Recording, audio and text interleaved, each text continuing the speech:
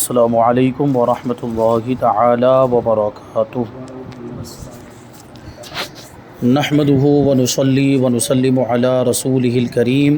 اما بعد فاعوذ باللہ من الشیطان الرجیم، بسم اللہ الرحمن الرحیم۔ ان اللہ وملائکتہ یصلون علی النبی یا ایہا الذین آمنوا صلوا علیہ وسلموا تسلیما۔ اللہم صلی علی سیدنا و مولانا محمد معدن الجود والکرم وآلہ الکرام وابنہ الکریم وبارک وسلم صلاۃ و سلاما علیک یا رسول اللہ صلی اللہ تعالی علیہ وسلم۔ نکاح کا بیان جاری ہے، اور عورتوں سے نکاح کرنے کے تعلق سے کہ کون سی ایسی عورتیں ہیں جن سے نکاح کرنا حرام ہے، تو اس کے تعلق سے قرآن پاک کی آیت کریمہ پیش کرتے ہیں۔ جن عورتوں سے نکاح کرنا حرام ہے وہ اس آیت کریمہ میں بیان کیا گیا۔ یہ سورہ پارہ نمبر 4 سورہ نساء کی آیت نمبر 23، اللہ تبارک و تعالی ارشاد فرماتا ہے: حرمت علیکم امہاتکم و بناتکم و اخواتکم و عماتکم و خالاتکم و بنات الاخی و بنات الاخت و امہاتکم اللاتی ارضعنکم واخواتکم من الرضاعة وامہات نسائکم وربائبکم اللاتی فی حجورکم من نسائکم اللاتی دخلتم بہن فإن لم تکونوا دخلتم بہن فلا جناح علیکم وحلائل ابنائکم الذین من اصلابکم وان تجمعوا بین الاختین الا ما قد سلف ان اللہ کان غفورا رحیما۔ حرام ہوئی تم پر تمہاری مائیں اور بیٹیاں اور بہنیں اور پھوپھیاں اور خالائیں اور بھتیجیاں اور بھانجیاں اور تمہاری وہ مائیں جنہوں نے دودھ پلایا، اور دودھ کی بہنیں اور عورتوں کی مائیں اور ان کی بیٹیاں جو تمہاری گود میں ہیں، ان بیویوں سے جن سے تم صحبت کر چکے ہو، تو پھر اگر تم نے ان سے صحبت نہ کی ہو تو ان کی بیٹیوں میں حرج نہیں، اور تمہاری نسلی بیٹیوں کی بیویاں اور 2 بہنیں اکٹھی کرنا، مگر جو ہو گزرا، بے شک اللہ بخشنے والا مہربان کے۔ تو اس میں دیکھیں جو عورتیں حرام ہیں، جن عورتوں سے نکاح کرنا جائز نہیں ہے، جن عورتوں سے نکاح کرنا حرام ہے، اس کو تفصیل کے ساتھ اس آیت کریمہ میں بیان کیا گیا ہے۔ تو محرمات کا مطلب کیا ہوتا ہے؟ کہتے ہیں محرمات وہ عورتیں ہیں جن سے نکاح حرام ہے، اور حرام ہونے کے چند سبب ہیں۔ عورتوں کے حرام ہونے کے، نکاح کے حرام ہونے کے چند سبب ہیں، یعنی چند وجہ ہیں۔ ان اسباب کی وجہ سے حرام ہونے والی عورتوں کی 9 قسمیں ہیں۔ پہلے نمبر پر حرمت نسب، یعنی نسب کی وجہ سے حرام ہونا۔ تو پہلی قسم وہ عورتیں ہیں جو خاندانی رشتے کی وجہ سے حرام ہو۔ نسب مطلب خاندانی رشتہ۔ تو اس قسم میں 7 عورتیں آتی ہیں۔ پہلے نمبر پر ماں، دوسرے نمبر پر بیٹی، تیسرے نمبر پر بہن، چوتھے نمبر پر پھوپھی، 5ویں نمبر پر خالہ، 6ٹھے نمبر پر بھتیجی، اور 7ویں نمبر پر ہے بھانجی۔ ان سے نسب کا رشتہ ہوتا ہے، خاندانی رشتہ ہوتا ہے، اور یہ جو عورتیں 7 عورتیں ہیں یہ حرام ہیں، تو ان کی حرمت یہ نسب کی وجہ سے ہے۔ اور دوسرے نمبر پر ہے حرمت مصاہرت، یعنی سسرالی رشتہ۔ سسرالی رشتے کی وجہ سے جو حرمت ثابت ہوتی ہے اس حرمت کو حرمت مصاہرت کہتے ہیں۔ تو کہتے ہیں کہ دوسری قسم میں وہ عورتیں ہیں جو مصاہرت سسرالی رشتے کی وجہ سے حرام ہیں۔ ان میں پہلے نمبر پر ہے زوجہ موتوا کی لڑکیاں، یعنی جس عورت سے شادی ہوئی اور اس کے ساتھ ہم بستری ہو گئی، اس کی لڑکیاں حرام ہو جائے گی۔ اب آپ کے ذہن میں سوال آ رہا ہے کہ جس عورت سے شادی ہوئی تو اس کی لڑکیاں، تو اس کی بھی لڑکیاں ہوں گی نا؟ نہیں، ایسا ضروری نہیں ہے۔ اس کی لڑکیاں تو حرام ہے، یہ وہ تو پہلے ہی بیان ہو چکا، بیٹی حرام ہے۔ لیکن ایک عورت سے شادی کی جو پہلے کسی اور شخص سے شادی کر چکی تھی، اور اس سے جو ہے کہ اس کی لڑکیاں تھیں، لڑکیاں پہلے پیدا ہو چکی، پھر اس نے جو ہے کہ طلاق دے دی، یا جو ہے کہ اس شوہر کا انتقال ہو گیا، پھر اس کی عدت گزر گئی، اور اس نے اب دوسرے شخص سے نکاح کیا، یہ دوسرا شوہر ہوا اس کا۔ تو پہلے شوہر سے جو لڑکیاں لے کر آئی ہے وہ لڑکیاں اگر اس عورت سے وطی ہو جائے، اس عورت سے ہم بستری ہو جائے، تو وہ لڑکیاں بھی اس پر حرام ہو جاتی ہیں، یعنی دوسرے شوہر پر حرام ہو جاتی ہے۔ دوسرے نمبر پر زوجہ کی ماں، یعنی بیوی کی ماں، جس کو ساس کہا جاتا ہے، یہ بھی حرام ہے۔ تیسرے نمبر پر دادیاں نانیاں بھی حرام ہو جاتی ہے، یعنی کس کی؟ بیوی کی دادیاں اور بیوی کی نانیاں۔ اسی طریقے سے باپ، دادا وغیرہ اصول کی بیویاں، باپ کی بیوی، دادا کی بیوی، یعنی عورت کے باپ، عورت کے دادا کی بیویاں بھی حرام ہو جاتی ہیں۔ اور 5 نمبر پر ہے بیٹے پوتے وغیرہ فروع کی بیویاں، بیٹے پوتے وغیرہ، یعنی وہ بیوی کے بیٹے ہیں اور بیوی کے پوتے ہیں، ان کی جو بیویاں ہیں وہ بھی اس پر حرام ہو جائے گی، کیونکہ یہ سسرالی رشتوں کی بات چل رہی ہے، تو اس میں سب کا تعلق بیوی سے ہوگا، کیونکہ بیوی کے ذریعے سے ہی، بیوی کی وجہ سے ہی سسرالی رشتہ قائم ہوتا ہے۔ تو یہ سب جو رشتے بتائے گئے وہ بیوی کی طرف سے ہیں۔ اب تیسرے نمبر پر ہے وہ عورتیں جو نکاح میں جمع نہیں ہو سکتی، یعنی ایک عورت کے رہتے ہوئے، ایک عورت کے نکاح میں رہتے ہوئے دوسری عورت سے نکاح نہیں ہو سکتا۔ یہ کون سی عورتیں ہیں؟ وہ 2 عورتیں کہ ان میں سے جس ایک کو مرد فرض کریں تو دوسری اس کے لیے حرام ہو، یعنی 2 عورتیں ایسی ہیں، ان کے آپس میں ایسا رشتہ ہے کہ اگر ان میں سے ایک کو مرد مانا جائے تو دوسری کا اس سے نکاح نہ ہو سکے، یعنی ان 2 عورتوں میں سے جو ایک ہے جس کو مرد فرض کیا گیا تو اس کا دوسری سے نکاح نہ ہو سکے، آپس میں ان دونوں کا نکاح حرام ہو جائے۔ جیسے مثال کے طور پر 2 بہنیں ہیں، آپس میں 2 بہنیں، مثال کے طور پر ایک کا نام ہندا، دوسرے کا نام ہے راشدہ، تو ہندا کو مرد اگر فرض کریں تو راشدہ اس کی بہن ہے، یعنی ہندا اب لڑکا ہو گیا، تو یہ راشدہ کا بھائی ہو گیا، یہ آپس میں دونوں بھائی بہن ہو گئے، بھائی بہن کا آپس میں نکاح حرام ہے۔ تو ایسی 2 عورتیں جن میں آپس میں ایسا رشتہ ہو کہ ان میں سے ایک کو اگر مذکر فرض کیا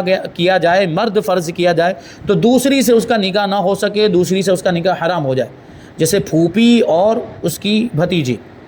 پھوپھی اور اس کی بھتیجی دونوں عورتیں ہیں، دونوں لڑکیاں ہیں، لیکن ان میں سے کسی ایک کو اگر مذکر فرض کریں، ان میں سے کسی ایک کو مرد فرض کریں تو دوسری اس پر حرام ہو جائے گی۔ جیسے مثال کے طور پر پھوپھی کو اگر مرد فرض کرے تو وہ اس کا چچا ہو جائے گا، وہ اس کا چچا ہو جائے گا، وہ بھی اس پر حرام ہے، یعنی یہ اس کی جو ہے کہ بھائی کی لڑکی ہو جائے گی۔ ایسی صورت میں بھائی کی لڑکی یعنی بھتیجی سے نکاح نہیں ہو سکتا ہے۔ اسی طریقے سے اگر اس کو مذکر فرض، وہ پھوپھی کو وہاں پھوپھی رہنے دیں، اور جو بھتیجی ہے اس کو مذکر فرض کریں، اس کو مرد فرض کریں، تو پھوپھی سے تو ویسے ہی نکاح نہیں ہو سکتا ہے۔ تو آپس میں دونوں طرف سے دونوں کا نکاح حرام ہو جائے۔ اگر دونوں میں سے کسی ایک کو بھی مذکر فرض کیا جائے، دونوں میں سے کسی ایک کو بھی مرد مانا جائے تو ایسی 2 عورتوں کو جمع کرنا جائز نہیں ہوگا۔ مطلب کیا ہوا کہ 2 بہنوں کو جمع کرنا جائز نہیں ہے۔ جمع کرنے کا مطلب کہ ایک بہن کے نکاح میں ہوتے ہوئے دوسری بہن سے نکاح کرنا حرام ہے، پھوپھی کے نکاح میں رہتے ہوئے اس کی بھتیجی سے نکاح کرنا حرام ہے، یا بھتیجی کے نکاح میں رہتے ہوئے اس کی پھوپھی سے نکاح کرنا حرام ہوگا۔ مثلا 2 بہنیں کہ ایک کو مرد فرض کرو تو بھائی بہن کا رشتہ ہوا، یا پھوپھی بھتیجی کے پھوپھی کو مرد فرض کرو تو چچا بھتیجی کا رشتہ ہوا، اور بھتیجی کو مرد فرض کرو تو پھوپھی بھتیجے کا رشتہ ہوا، یا خالہ بھانجی کو کہ خالہ کو مرد فرض کرو تو ماموں بھانجی کا رشتہ ہو گیا، اور بھانجی کو مرد فرض کرو تو بھانجی اور خالہ کا رشتہ ہو گیا۔ ان سب کا آپس میں نکاح نہیں ہو سکتا، یعنی مرد لڑکا ہے تو وہ اپنی خالہ سے نکاح نہیں کر سکتا ہے، اور اگر خالہ کو وہاں پر وہ مرد فرض کرو تو وہ ماموں ہو جاتا ہے، تو لڑکی کا ماموں سے بھی نکاح نہیں ہو سکتا ہے، ماموں بھانجی کا رشتہ، یہ بھی آپس میں نکاح نہیں ہو سکتا ہے۔ ایسی 2 عورتوں کو نکاح میں جمع نہیں کر سکتا، بلکہ اگر طلاق دے دی ہو، اگرچہ 3 طلاقیں دی ہوں، تو جب تک عدت نہ گزر جائے دوسری سے نکاح نہیں کر سکتا۔ جیسے ایک بہن نکاح میں تھی تو نکاح میں ہوتے ہوئے تو دوسری بہن سے اس کا نکاح ہو ہی نہیں سکتا، حرام ہے، ہوگا ہی نہیں، کرے گا تو۔ لیکن پہلی بہن کو طلاق بھی اگر دے دی، اگرچہ 3 طلاق دے دی ہو، 3 طلاق دینے سے نکاح ختم ہو جاتا ہے، لیکن عدت میں بھی نکاح نہیں ہو سکتا، جب تک اس کی عدت باقی ہے وہاں تک وہ نکاح نہیں کر سکتا۔ اس کی عدت گزر جائے، پہلی والی بہن کی عدت گزر جائے، تب جا کے دوسری بہن سے نکاح ہو سکتا ہے۔ تو یہ مسئلہ بیان ہوا۔ اب چوتھے نمبر پر ہے حرمت ملک۔ ملک مطلب مالک ہونا، مالک ہونے کی وجہ سے جو حرمت ثابت ہوتی ہے، مالک ہونے کی وجہ سے جو عورتیں حرام ہیں، تو کہتے ہیں چوتھی قسم میں وہ عورتیں ہیں جو اپنی ملک میں ہونے کی وجہ سے حرام، یعنی ملک میں تو کون سی عورت ہوگی؟ جو باندھی ہوگی، کیونکہ اب تو باندھی اور غلام کا زمانہ نہیں ہے، اب تو عام طور پر جو عورتیں ہیں وہ آزاد ہیں۔ آزاد عورت کو ملک میں لایا ہی نہیں جا سکتا، یعنی آزاد عورت کو اپنی ملکیت میں لانے کے لیے اس کو خریدنا پڑے گا، جبکہ آزاد عورت کی خرید و فروخت تو ہو ہی نہیں سکتی۔ تو یہ پرانے زمانے کے اعتبار سے جب باندیوں کا دور تھا تو باندی کو خریدا جا سکتا ہے، باندی کو اپنی ملکیت میں لایا جا سکتا ہے۔ تو باندی اگر کسی نے خرید لی وہ اس کی باندی بن گئی، اب وہ اس کی باندی ہوتے ہوئے اس کی بیوی نہیں بن سکتی۔ جب تک وہ اس کی باندی ہے، جب تک وہ اس کی ملکیت میں ہے، وہ اس کی بیوی نہیں بن سکتی ہے۔ اگر اس کو بیوی بنانا چاہتا ہے تو پہلے اس کو آزاد کرنا پڑے گا، اس کو آزاد کر دے تو آزاد کرنے کی وجہ سے وہ اس کی ملکیت میں سے نکل جائے گی. جب ملکیت میں سے نکل گئی تو اب اس سے نکاح ہو سکتا ہے. لیکن ملکیت میں رہتے ہوئے اس کی باندی ہوتے ہوئے وہ چاہے کہ میں اس سے نکاح بھی کر لوں, نہیں ہو سکتا. ہاں کسی اور سے نکاح ہو سکتا ہے, باندی اس کی ہے, کسی اور سے نکاح کرا دیا. جیسے زید کی باندی ہے, زید نے اس کا نکاح خالد سے کروا دیا تو اس سے نکاح ہو سکتا ہے دوسرے سے. اس کی باندی رہے گی, اس کی بیوی ہو جائے گی. کہتے ہیں کہ عورت اپنے غلام سے نکاح نہیں کر سکتی, یعنی آقا اپنی باندی سے نکاح نہیں کر سکتا, اسی طریقے سے عورت اپنے غلام سے بھی نکاح نہیں کر سکتی, کیونکہ دونوں میں ملکیت پائی جاتی ہے. یعنی عورت یہ بھی تو ہو سکتا ہے نا کہ عورت نے کسی غلام کو خریدا ہو تو غلام اس کی ملکیت ہو گیا, غلام اس کا مملوک ہو گیا, تو اب اس عورت وہ جو اس کی مالکن ہو گئی وہ اب اپنے غلام سے نکاح نہیں کر سکتی, خواہ وہ تنہا اسی کی ملک میں ہو یا کوئی اور بھی اس میں شریک ہو. کبھی ایسا بھی ہوتا تھا پرانے زمانے میں کہ ایک غلام کو دو لوگ مل کر خریدتے تھے. ایک آدمی کے اندر طاقت نہیں تھی کہ ایک پورا غلام خرید لے, نہیں ہوتی تھی. بسا اوقات ایسا ہوتا تھا جیسے مثال کے طور پر 200 درہم کا غلام ہے اور ایک آدمی کے پاس 200 درہم نہیں, صرف 100 ہی درہم ہے, تو وہ اپنے کسی دوست کو بلاتا, اپنے کسی ساتھی کو بلاتا, کسی جان پہچان والے کو, بھائی یہ غلام میں خریدنا چاہتا ہوں لیکن میرے پاس پورے پیسے نہیں ہیں, پورے درہم نہیں ہیں, تو 100 درہم تم لگاؤ, 100 درہم میں لگاتا ہوں, 200 درہم اس کی قیمت ہے, دونوں مل کر اس غلام کو خرید لیتے ہیں. تو اس طرح کبھی کبھی غلام کو دو لوگ مل کر بھی خریدتے تھے اور وہ اس میں دونوں شریک ہو جاتے تھے, دونوں پارٹنر ہو جاتے. اب وہ غلام دونوں کا ہو جاتا, ایک دن یہ خدمت لیتا, ایک دن وہ خدمت لیتا, یا دونوں کے آپس میں جو طے ہوتا کہ 2 دن یا دو دن کے اعتبار سے باری لگا دیتے کہ 2 دن تمہاری خدمت کرے گا, 2 دن میری خدمت کرے گا. غلام پرانے زمانے میں بنائے اس لیے جاتے تھے کہ ان سے خدمت لی جاتی تھی, ان سے کام لیا جاتا تھا. تو یہ چیز ہوئی. تو اگر کسی نے غلام کو خریدا تھا لیکن آدھا ہی خریدا تھا, آدھا اس کی ملکیت میں اور آدھا دوسرے کی ملکیت میں تھا, تو اس غلام سے بھی نکاح نہیں ہو سکتا.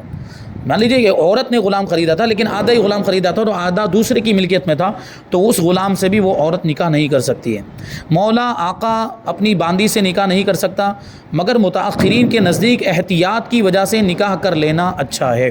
لیکن اب تو غلام باندی کا دور ہی نہیں ہے, غلام باندی کا معاملہ ہی نہیں ہے, تو یہ چیز اب تو پیش آنے والی نہیں ہے. کہتے ہیں حرمت شرک,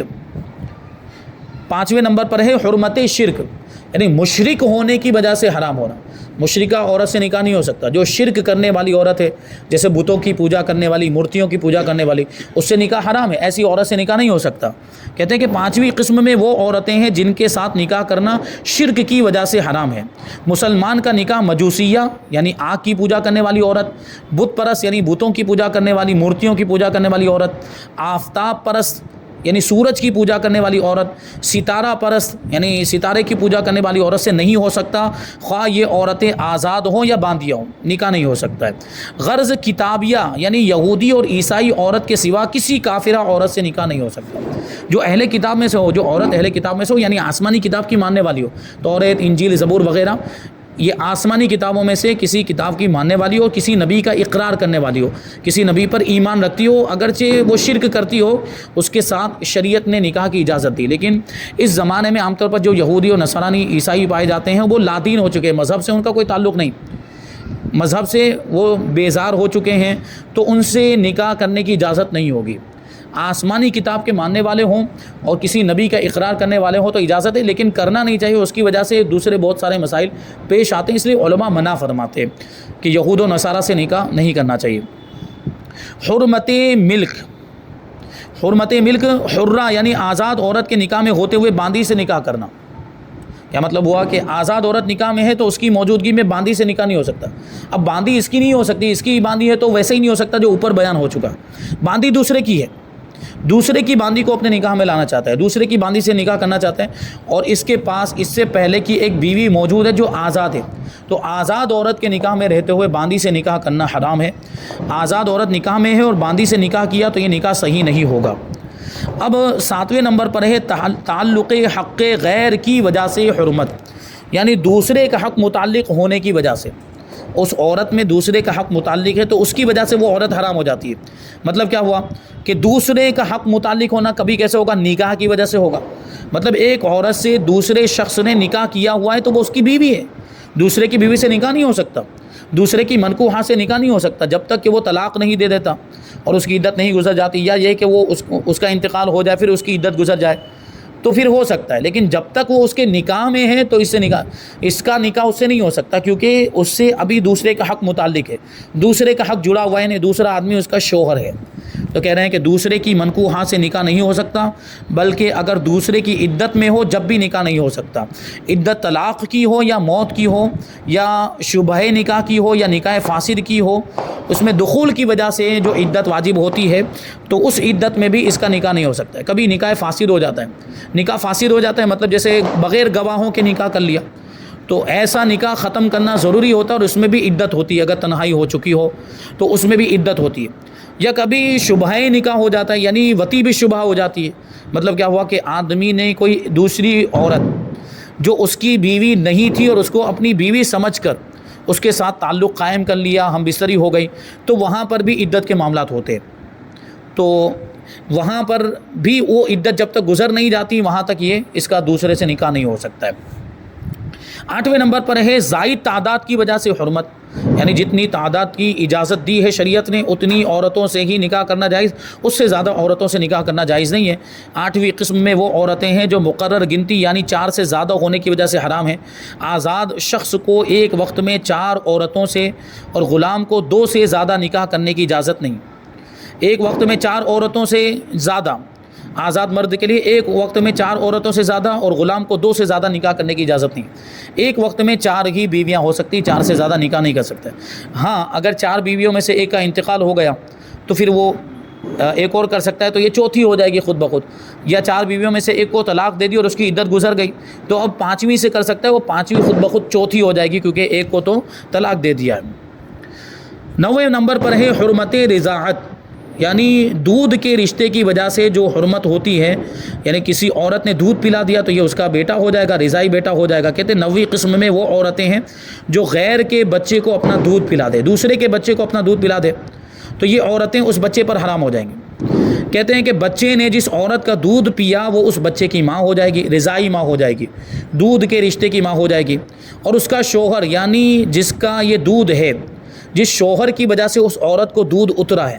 وہ شوہر اس بچے پر حرام ہو جائے گا۔ مطلب کیا ہوا کہ وہ لڑکی ہے تو شوہر حرام ہو جائے گا،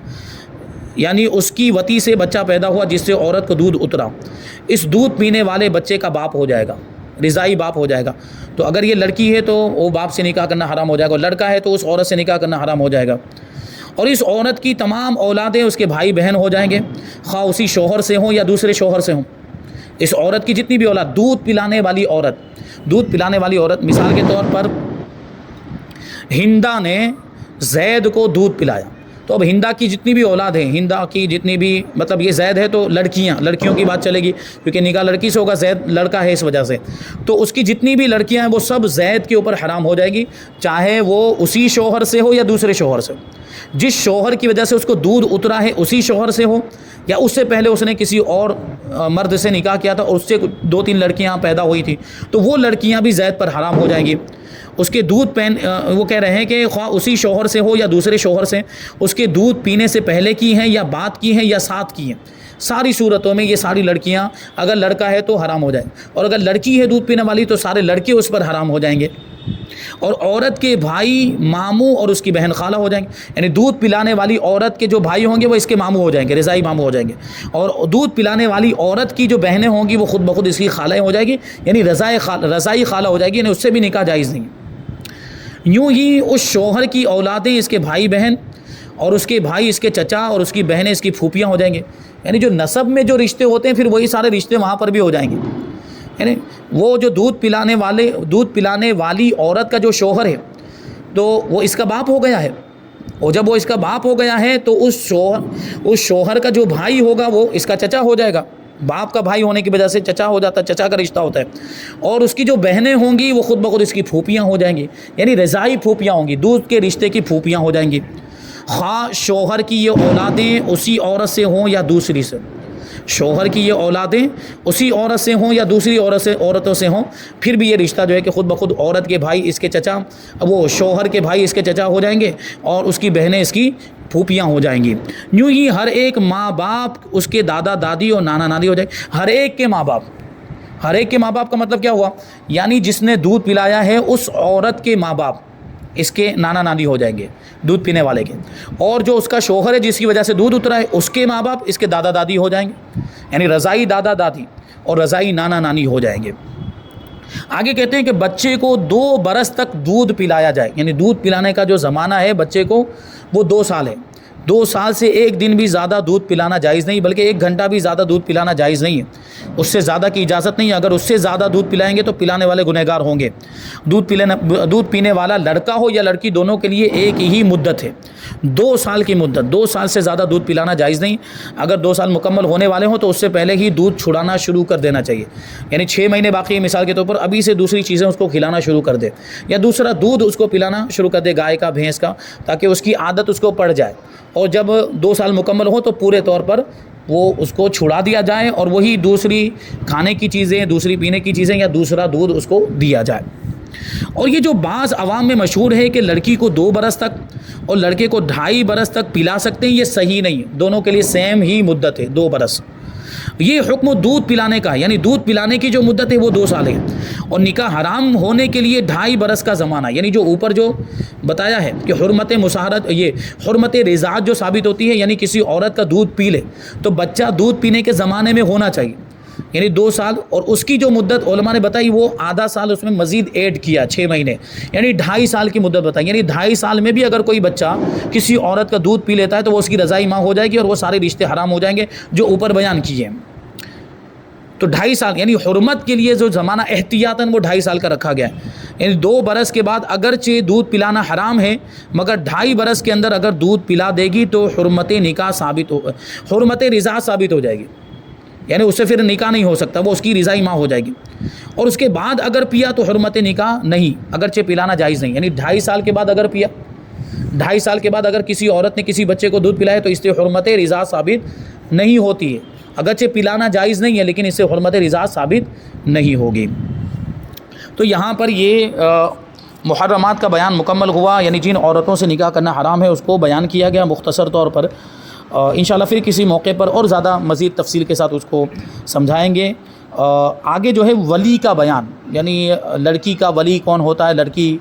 اور لڑکے کا ولی کون ہوتا ہے۔ عام طور پر تو لڑکی کا نکاح کرانے کے لیے ولی کی ضرورت پڑتی ہے، اور نابالغ لڑکے کا نکاح بھی ولی کرا سکتا ہے۔ تو ولی کون ہوتا ہے اور ولی کو کیا اختیار حاصل ہے، وہ